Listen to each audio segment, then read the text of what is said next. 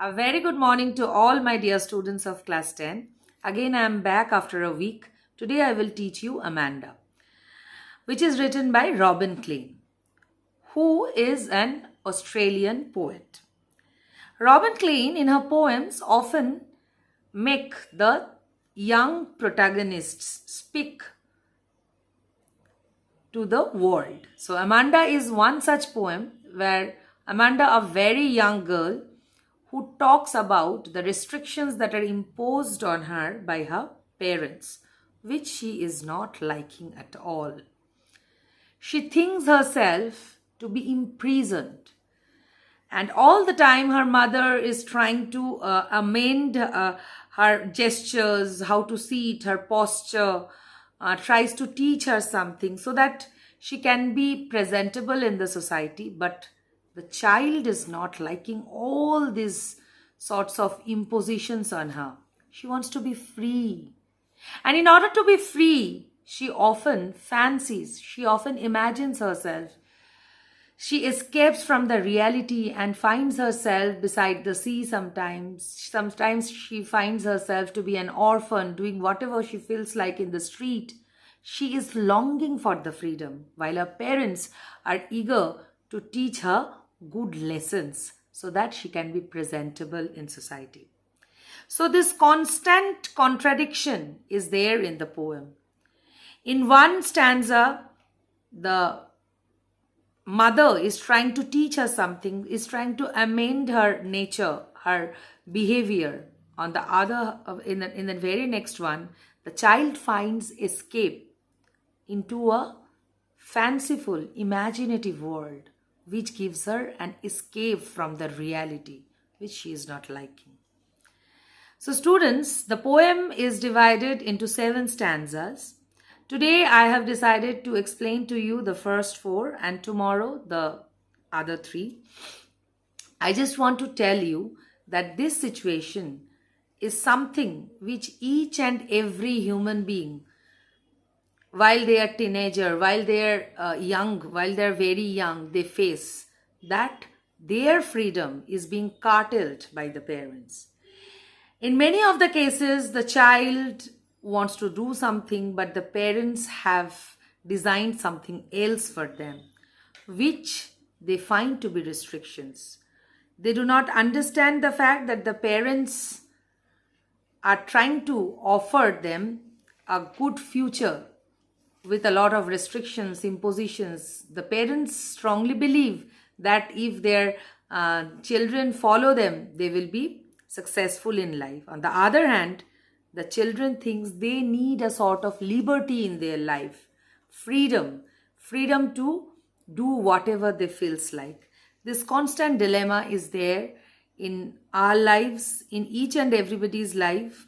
While we are a grown-up citizen, we also face this, and you at this tender age are constantly facing this situation.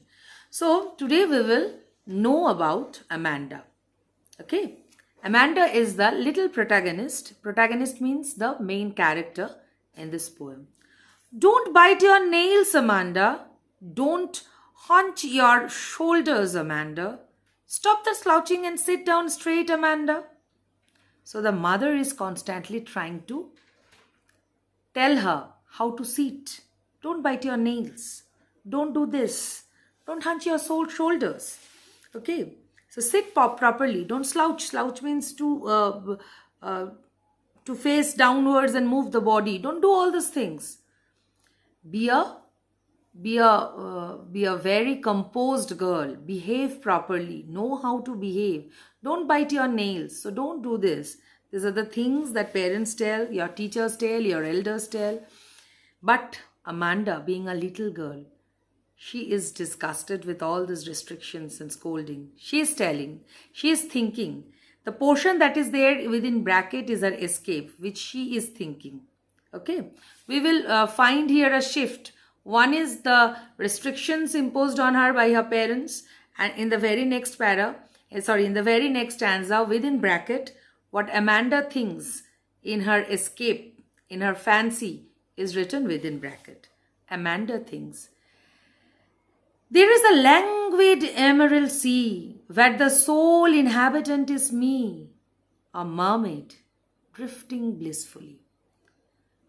So Amanda's mother tells her, don't bite your nails, Amanda. Don't hunch your shoulders, Amanda. Stop that slouching and sit up straight, Amanda. Amanda finds herself to be a mermaid in the Emerald Sea. There is a languid Emerald Sea. Languid means placid, a placid sea, where the sole inhabitant is me. Again, Amanda is thinking of a life without any restriction, where the sole inhabitant is Amanda herself. Nobody else is there. A mermaid drifting blissfully. There is a languid Emerald Sea, where the sole inhabitant is me, a mermaid drifting blissfully. This tranquility of being a mermaid, this blissful drifting of the mermaid in the sea, is giving her a kind of escape. Escape from the restrictions that her mother has said. The mother is constantly telling. So she is thinking of herself. She is imagining that she is there in the sea, in the Emerald Sea, while she is no longer under the bondage of human restrictions that are imposed on her. She is free. She is drifting blissfully. She wants to enjoy that tranquility in the Emerald Sea. Okay. Next, again mother says, did you finish your homework, Amanda? Did you tidy your room, Amanda? I thought I told you to clean your shoes, Amanda. The common version of parents, mothers.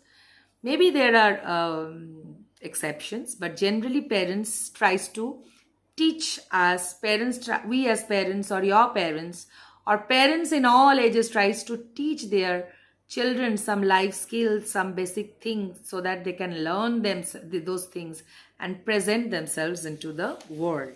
So the mother is saying, did you finish your homework, Amanda? Did you tidy your room, Amanda? I thought I told you to clean your shoes, Amanda. Again, Amanda is finding herself to be an orphan. I am an orphan. Roaming the street, I pattern soft dust with my hushed bare feet. The silence is golden, the freedom is sweet. So here Amanda is thinking herself to be in the street, who is an orphan, without any shoes on her feet. With her bare feet, she is making pattern on the dust of the street. She is doing it silently and nobody is there to stop her. So she is free. Now Amanda is thinking of herself to be an orphan girl who is free to do anything with the dust that are there in the street, make patterns and all. She is happy to do that. She is longing for that freedom. As a young child, Amanda's longing for the freedom, longing to experience the tranquility, the blissful life of freedom without any restriction is presented in the versions of Amanda's escape, which in her imagination, which is presented in the bracket. Okay. So again Amanda is telling, I am an orphan, roaming the street. I pattern soft dust with my hushed bare feet. The silence is golden, the freedom is sweet. The silence is golden. She is comparing the silence to be golden, which cannot be compared, and the freedom is sweet.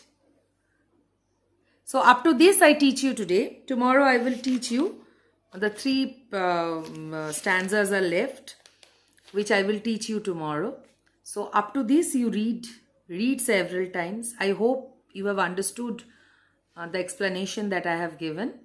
Next day, tomorrow, I will teach you the other 3 paras and then I will discuss the questions. Okay. So this is a wonderful poem. I hope you will like it. This tells us Amanda is the protagonist who speaks of everybody's lives. We as children also faced this.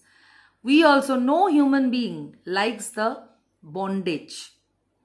So as children, children also dislike being restricted. So so Amanda is the mouthpiece of each and every child's longing for freedom.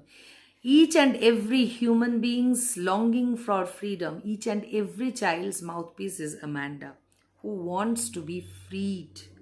Okay, so bye for today. See you tomorrow.